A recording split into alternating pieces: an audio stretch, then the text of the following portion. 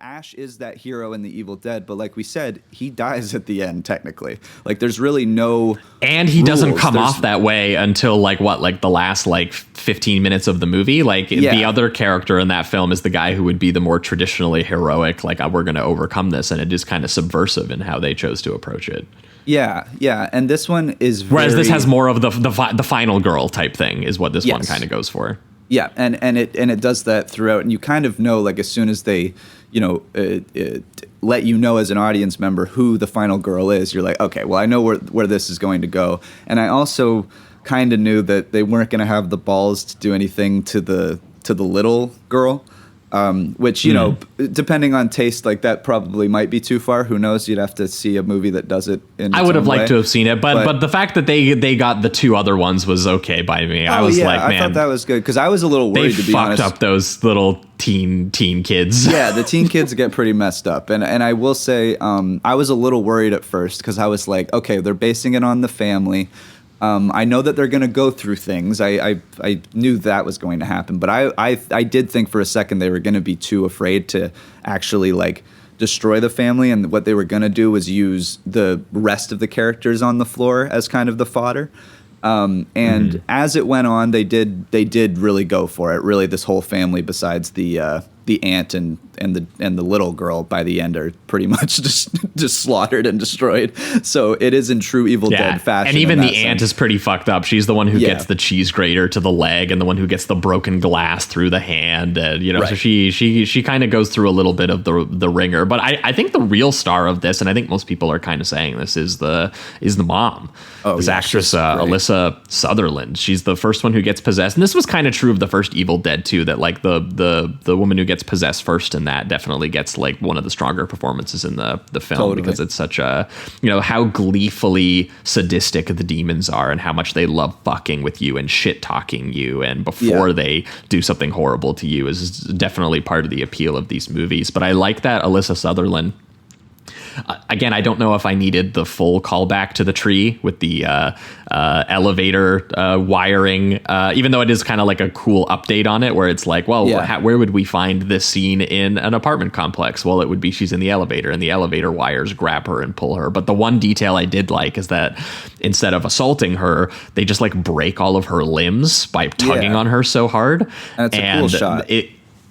Yeah, well, and it creates this thing throughout the rest of the movie that I thought was fucking great and got great audience reception, which was that the mother, because I hit or miss on doing the demon face smile over and over again. I did feel a little bit like I was watching that movie Smile again, where people just they were like she does it well, but like it's just that was less freaky to me than the physicality of her performance, like how lanky she is and how they've broken her limbs, and that first walk that she does into the apartment after she's been possessed, and like she's very clearly walking on like broken legs, and it's making her do this weird like dance like saunter as like the weight is shifting and stuff. And that just like the fact that she's ignoring how painful that would be and kind of gleefully being like, hello kids, or what she calls them, like titty sucking parasites at one point, like really like all that shit. Stuff.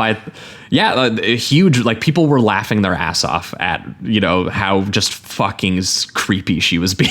Yeah, and there was like I do they didn't do it in like true 70s underground splatter fest would, in a sense, but like when she goes down the aunt's stomach, because the aunt or the sister is also pregnant, that's part of the beginning of the film where she's a guitar tech, and so on the road I think she had sex and got pregnant and is now kind of worried about her career and all that. But at a certain point the demon is kind of like going along and being like, I'm gonna take your soul, and then he looks at the stomach and looks at her with this big smile and it's like, 2 souls, and says it like with a question mark and kind of like excitement. And there was something about that I thought was so gross and also hilarious, and I could see like and hear the reactions I was getting around me, and not just my brother but like everyone else, and they had that equal gasp but also laughter. And I just think that there was quite a few moments in this that capture that, where you're like, you're disgusted,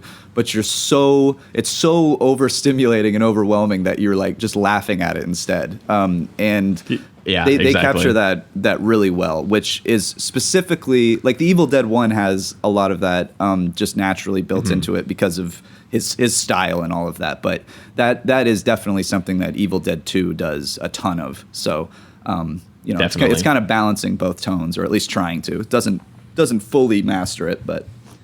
Yeah. Well, and I will say, like, I didn't mind the switch to the family unit just because I thought that the family unit was like kind of weirdly specific. Like the fact that the mom is like a tattoo artist and the sister is the guitar tech, and then the kids are all like, I don't know, like kind of cool kids, or like they're all like the son is a DJ who's like playing, doing like a remix of like LCD Sound System or whatever. Yeah. And the whole like setup of that they're kind of like this like alt rock family is also why he's able to like play the records when they go and they find the book at the bottom of the, the old bank. Because the whole point is that I guess the apartment's like built over this old bank, and that it's in LA. So when they have an earthquake, it opens up, and the kid, as every Evil Dead movie, they go underground, they grab a book, they read incantations from a book, and it happens. But it is there is something interesting about just some of the unique specificity they came up with, because like the character work is not that unique or specific in the same way. But I did appreciate that some of the design choices as a result are like the fact that the kid is a DJ and he's playing the record on like these huge fucking speakers, and then he's trying to like pull the needle off, and the needle actually